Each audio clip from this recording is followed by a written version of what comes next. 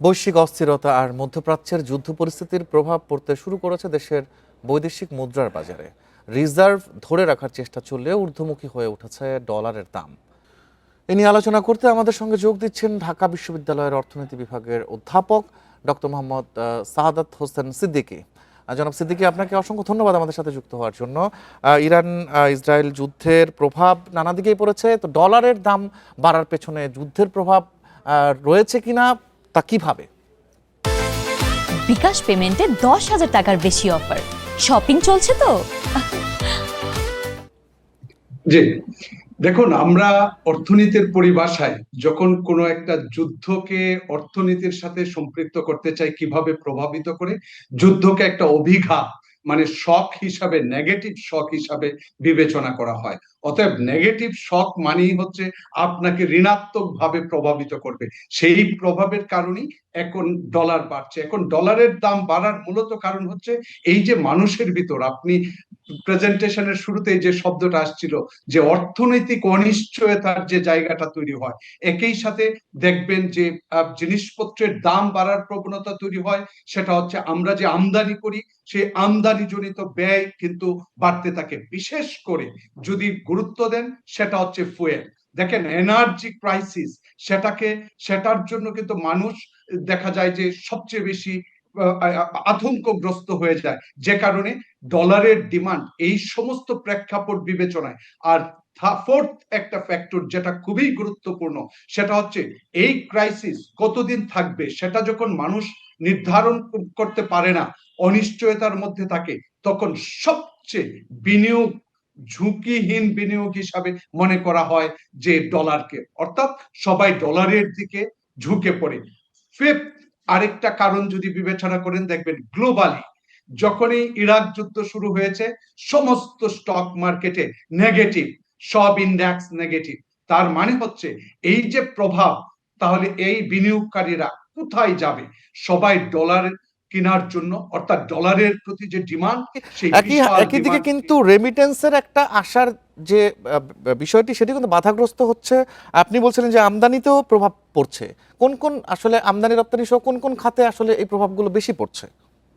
যে দেখুন, বাংলাদেশের ক্ষেত্রে সবচেয়ে বেশি যে আমদানি গুলা করা হয়, সেটা হচ্ছে আমাদের ফুয়েলের জন্য একটা বিশাল আমদানি খরচ হয়। আপনারা জানেন, গত বছরের অর্থ বছরেও যদি দেখেন, আমরা খাদ্যের পিছনেও কিন্তু অনেক আমদানি করি। এর পরবর্তীতে আমাদের আসে যে আমাদের যে ইন্ডাস্ট্রি সেক্টর, যে গ্রোথের উপর বর্তমান প্রবৃদ্ধিটা আসলে টিকে রয়েছে, তার অধিকাংশ র মেটেরিয়ালসই কিন্তু কাঁচামাল, মধ্যবর্তী পণ্য কিংবা যন্ত্রপাতির কথা বলেন, তার জন্য কিন্তু বিশাল ইম্পোর্ট করতে হয়।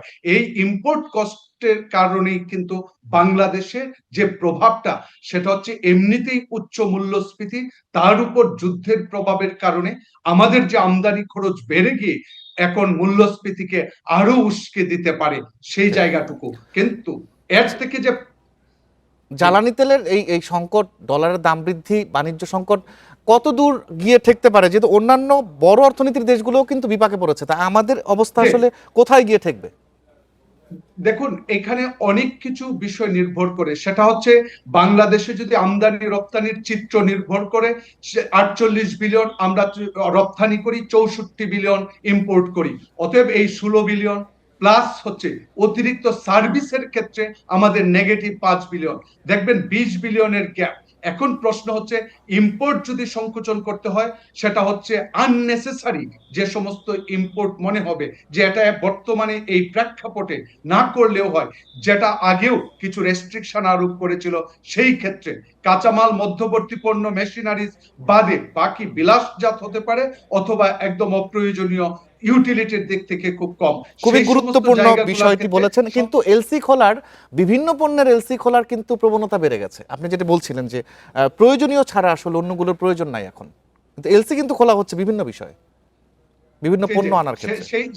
সেই জায়গাটাই বলছি, বাংলাদেশ ব্যাংকের আসলে নির্দেশনাবলীগুলা যে প্রকৃতপক্ষে এই মুহূর্তে কোনগুলা আনা উচিত এবং উচিত না, যুদ্ধের প্রেক্ষাপট বিবেচনায় শুধু সাময়িক স্থগিতাদেশ দিয়ে কিছুটা রক্ষা করতে পারে। আর বাংলাদেশে অতিরিক্ত যে চাপটা পড়বে, সেটা হচ্ছে মধ্যপ্রাচ্যে 75 লক্ষ মানুষ কাজ করে, তারা যদি কোনো কারণে কর্মচ্যুতি ঘটে, যে কারণে রেমিটেন্সের প্রবাহের কারণে অতিরিক্ত একটা চাপ পড়বে রিজার্ভের মধ্যে।